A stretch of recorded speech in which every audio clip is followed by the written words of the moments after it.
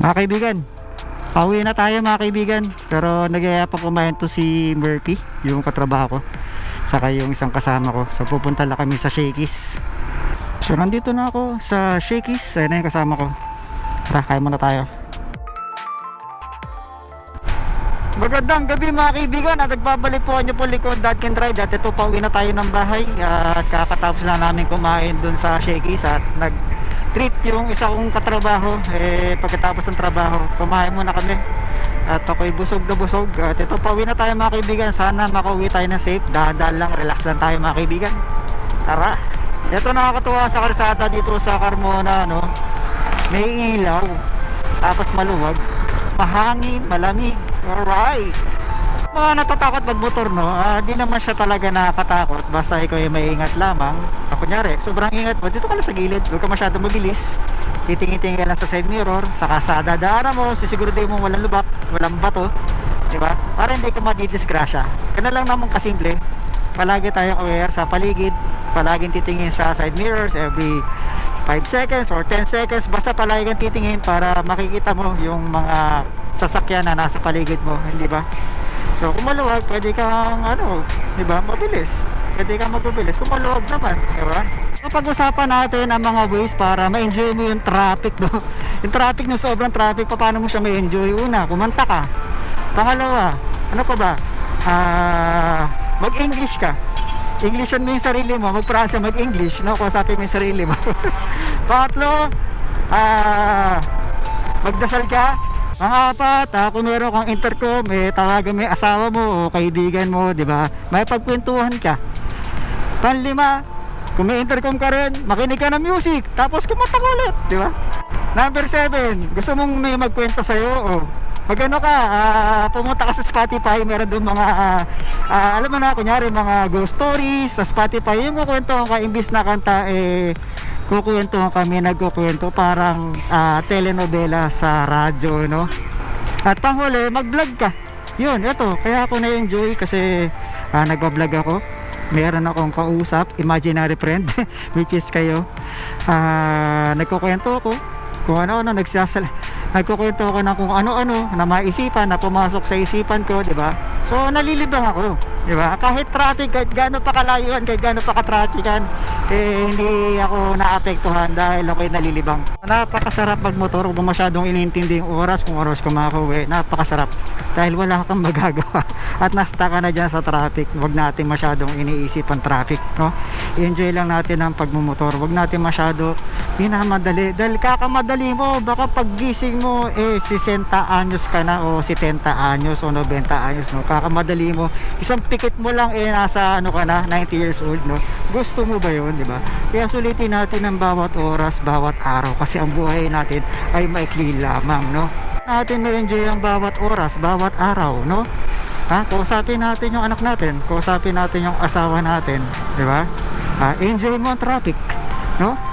Enjoy mo ang trabaho, enjoy mo ang bawat oras na kasama mo yung mga kaibigan mo, kahit katrabaho mo, kaaway mo, no? Dahil dun, mararamdaman mo na buhay ka, di ba? Buhay ka, di ba? Parte na ng buhay natin yan, no? Pwede naman natin yung hindi maramdaman ng stress kung hindi lang natin to iniisip. Dahil minsan ang problema ay sa isip lamang, at yung mga pinoproblema natin ay di naman dapat pinoproblema, no? Wag lang natin iniisip, maging kalmado lang tayo. Lumabas ka ng bahay, sumingot ka ng preskong hangin. Sumingot, huminga ka, ihinga mo, lumabas ka ng bahay, maggala-gala ka, lumabas ka, doon ma-appreciate mo yung buhay, no? Ang sarap mabuhay, wag mo lang masyadong minamadali. Kasi kung bakit ko nasasabi yung mga ganong bagay, kasi diba tayo ngayon, mga bata pa tayo, hindi pa tayo mga retired. So pag tumanda ka kasi, parang alam mo yun, parang boring na, di ba? Wala ka na masyadong pinagkakabalahan, di ba? So masyado kang naghahanap na namimiss mo yung nakaraan, no? Nung bata ka, namimiss mo yung mga kakwentuhan mo, naghahanap ka ng kakwentuhan, no? So pag dumating sa point na gano'n na tayo, parang, di ba? Parang nakakalungkot, no? So mababaw na yung parang pangailangan natin, mga kaligayahan natin. Kaya hanggang maaari, hanggat tayo ay mga bata pa, ay sinusulit natin ang bawat sandali na makapiling natin yung mga taong gusto natin makapiling, mahalin natin yung mga taong mahal natin, pamalas natin sa kanila, gumawa tayo ng magandang memories, kapiling sila, di ba? Saka yung problema lilipas din yan, no? Kung may problema ka ngayon, huwag mo masyadong madaliin, namnamin mo para maramdaman mo na buhay ka, no? Tama ba ako? Pasensya na sa mga nasasabi ko. Mayroong iba na hindi na-appreciate at meron naman nakaka-appreciate, pero yun ay mula lang sa aking damdamin. Hindi ko sinasabing tama yung mga sinasabi ko.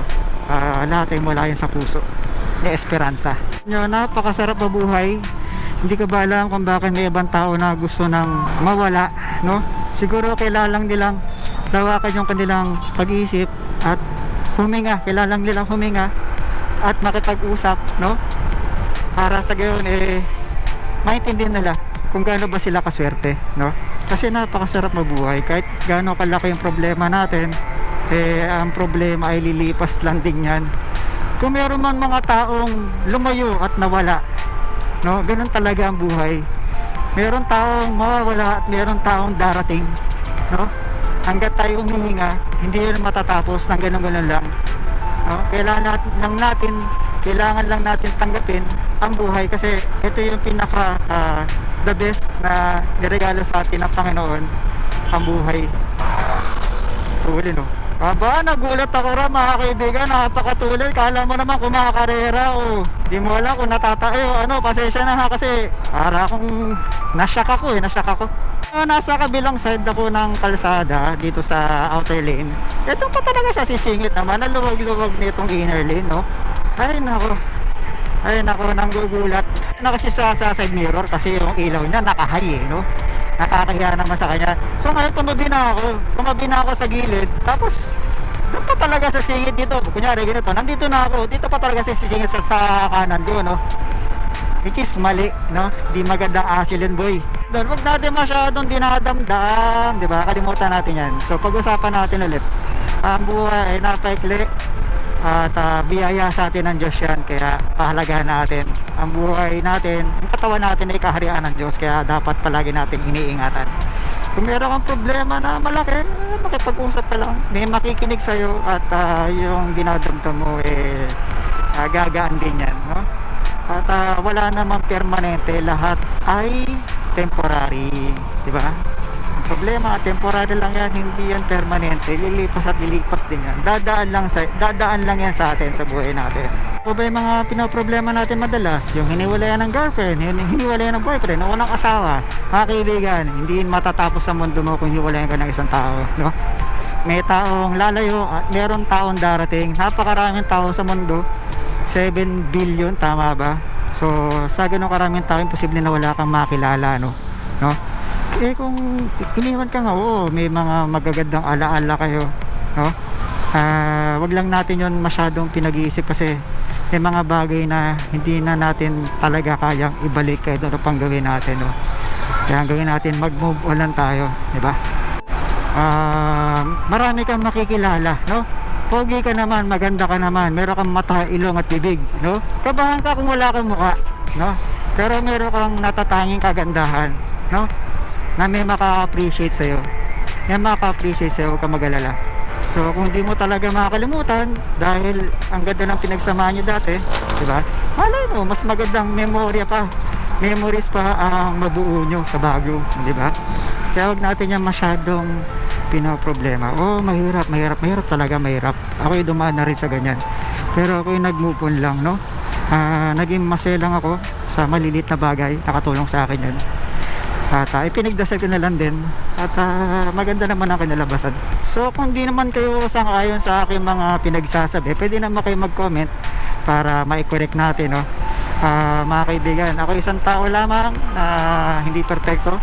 Nagbabahagi lang ako ng aking salubin, ibibigay lang ako ng advice hanggang sa aking makakaya, para ako'y makatulong sa mga viewers, di ba? Hindi lang sa pagmumotor, kundi pati na rin sa personal na buhay, no, sa mga problema natin. Pwede kayo humingi ng advice sa akin at pakinggan ko kayo. Bibigyan ko kayo ng mga advice.